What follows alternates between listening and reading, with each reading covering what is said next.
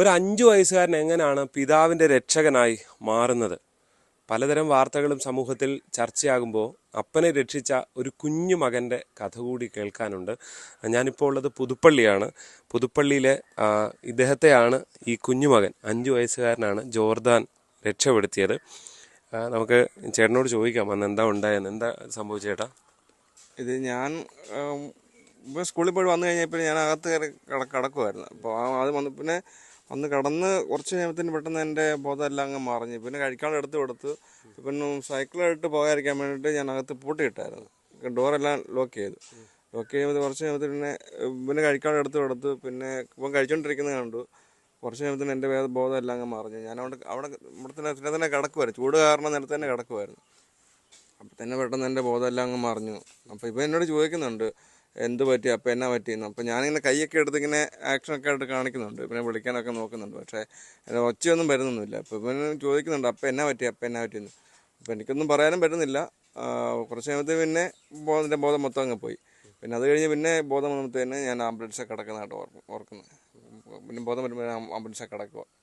പിന്നെ ഞാൻ തന്നെ ഇടയ്ക്ക് കഥ ഡോറൊക്കെ തന്നെ തുറന്നു പോയി. അപ്പുറം അപ്പത്തിനൊക്കെ പോയി വിളിച്ചുകൊണ്ട് വന്നു. അവർ വന്ന് നോക്കിയപ്പോഴാണ് പിന്നെ ആംബുലൻസ് കയറ്റുന്നത്. എന്താ പെട്ടെന്ന് ഉണ്ടായ? അന്നേരം ഡോർ എങ്ങനെ തുറക്കാൻ പറ്റിയൊക്കെ എങ്ങനെയാ? ഞാൻ കസാര വെച്ച് വേർന്നു. പിന്നെ എന്ത് ചെയ്തു? ഞാൻ പിന്നെ അപ്പച്ചനെ ആ ചേച്ചനെ വിളിച്ചു. അപ്പുറത്തെ വീട്ടിലെ അപ്പച്ചനെ. പിന്നെ ആംബുലൻസിൽ വിളിച്ച അപ്പ ആശുപത്രി കൊണ്ടുപോയി. ആംബുലൻസ് ഒക്കെ ആരാ വിളിച്ചേ? അപ്പുറത്തെ വീട്ടിലെ അപ്പനോ? ആ ചേച്ചി. ഇതെന്താ സംഭവിച്ചേ? അല്ല, അപ്പൊ പെട്ടെന്ന് എന്താ ബോധം പോകുന്നതാണോ കണ്ടേ? എന്താ കണ്ടേ? ബോധം പോകുന്നേ. ആര് പറഞ്ഞിട്ടാ ഇങ്ങനെയൊക്കെ ചെയ്തത്? എന്റെ അമ്മ പറഞ്ഞിട്ടാ. അമ്മ എന്താ പറഞ്ഞു തന്നെ? ഇങ്ങനെ എല്ലാം വാർത്തം പറഞ്ഞ് അബദ്ധം വന്നാ ഇങ്ങനെ ചെയ്യണമെന്ന്.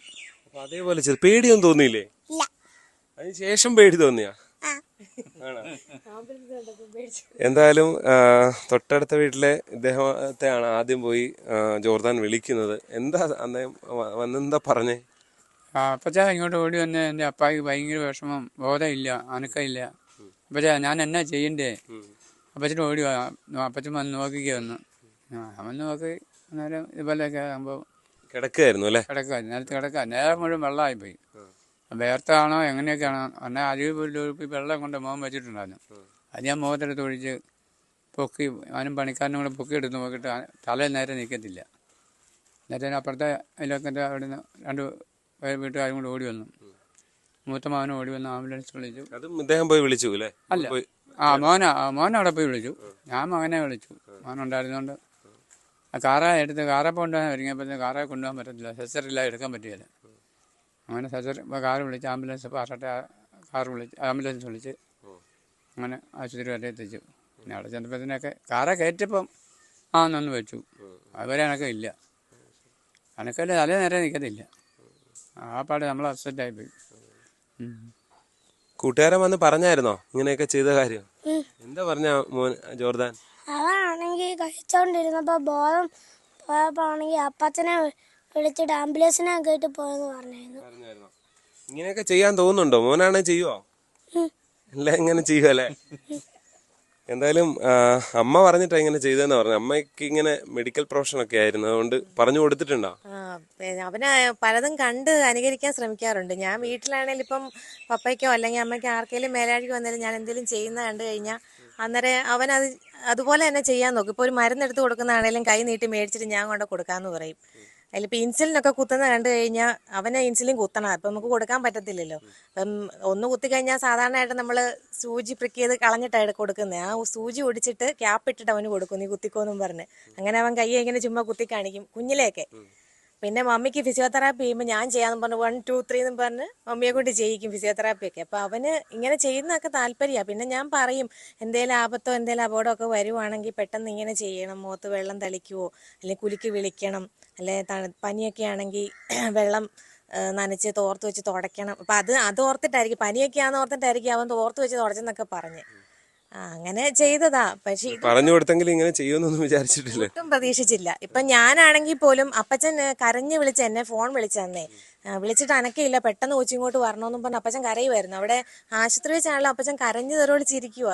അപ്പം എനിക്ക് അത് അതുകൂടെ കണ്ടു കഴിഞ്ഞപ്പം എന്താ സംഭവം എന്ന് ഞാൻ കാണുന്നില്ലല്ലോ, ഞാൻ ഇവിടെ ഇല്ലല്ലോ, സ്പോട്ടിലുണ്ടായിരുന്ന പിന്നെ കുഴപ്പം അത്രയും ടെൻഷൻ വരികയില്ല. അപ്പച്ചൻ ഇങ്ങനെ വിളിച്ചു കഴിഞ്ഞപ്പോൾ ഞാനാണെങ്കിലും എന്നാ ധൈര്യം ഉണ്ടെന്ന് പറഞ്ഞാലും എന്നാ അറിവുണ്ടെന്ന് പറഞ്ഞാലും നമുക്ക് വേണ്ടപ്പെട്ട ഒരാൾക്ക് മേലാതെ വന്നു നമ്മൾ പെട്ടെന്ന് ഷോക്കായിട്ട് നിന്നു, എന്നാ ചെയ്യണമെന്ന്. ഞാൻ തിരിച്ച് അപ്പച്ചനോടും ചോദിച്ചു ഞാൻ എന്നാ ചെയ്യേണ്ടതെന്ന് ചോദിച്ചു പോയി.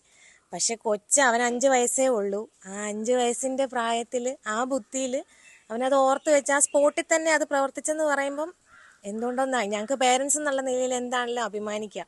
ഇപ്പം എല്ലാ വാർത്തയും കേൾക്കുന്നത് അപ്പനെയും അമ്മയും കൊല്ലുന്ന മക്കളെക്കുറിച്ച്, മയക്കുമരുന്ന് അടിമയായിട്ടും ഓരോ അഡിക്ഷൻ്റെ പേരിൽ. അപ്പം അങ്ങനെ വന്നു കഴിയുമ്പോൾ അപ്പനെ രക്ഷിച്ചെന്ന് പറയുമ്പം എന്തുകൊണ്ടും നമുക്ക് ഹാപ്പിനെസ് തന്നെയാണത്, ദൈവം തോന്നിച്ചായിരിക്കാം. ഈ ആരോഗ്യ പ്രശ്നം ഇപ്പൊ എങ്ങനെയുണ്ട്? ഓക്കെ ആയി? കുഴപ്പമില്ല. ഒരു ദിവസം കിടന്നോ ഹോസ്പിറ്റലിൽ? ഒരു ദിവസം കിടന്നു. മോൻ ഇങ്ങനെയൊക്കെ ചെയ്തു എന്ന് കാണുമ്പോൾ ഒരു അപ്പന്റെ ഫീൽ എന്താ? ഭയങ്കര സന്തോഷം. ഇത് അവൻ കാരണമാണ് അല്ല ഞാൻ അവിടെ കടന്നു പോയാനെ. അവിടെ ഡോറിന് ലോക്കുമാണ്, അപ്പോൾ ആരും അറിയത്തുമില്ല. വൈകിട്ട് വരുമ്പോഴല്ലേ അറിയത്തുള്ളൂ. അതുവരെ ഞാനങ്ങനെ കിടക്കുകയും ചെയ്തേനെ. അയാളായാലും തുറന്ന് വിളിച്ചു ആശുപത്രി കൊണ്ടുപോയ കാരണം ഇപ്പം നമ്മളിങ്ങനെ നിൽക്കുന്നു. എന്തായാലും ഈ വീട്ടിലാണ് ഈ സംഭവം നടന്നത്. ഈ വീട്ടിൽ വെച്ചാണ് ഈ സംഭവം ഉണ്ടാകുന്നത്. തൊട്ടടുത്താണ് നമ്മൾ നേരത്തെ സംസാരിച്ച ഈ അപ്പച്ചൻ്റെ വീടുള്ളത്. തൊട്ടടുത്തൊക്കെയാണ്, പക്ഷേ വീട് ഇങ്ങനെ അടഞ്ഞു കിടക്കുന്ന, കുറ്റിയിട്ടിരിക്കുന്ന സാഹചര്യത്തിൽ കസേരയൊക്കെ നീക്കിയിട്ട് കുറ്റിയൊക്കെ മാറ്റിയ ശേഷമാണ് വരുന്നത്. ജോർദാൻ ഇപ്പോഴും ഓട്ടത്തിലാണ്, അപ്പുറത്തൊക്കെ പോയി ഓടിച്ചാടി വരികയാണ്, ഉഷാറാണ്.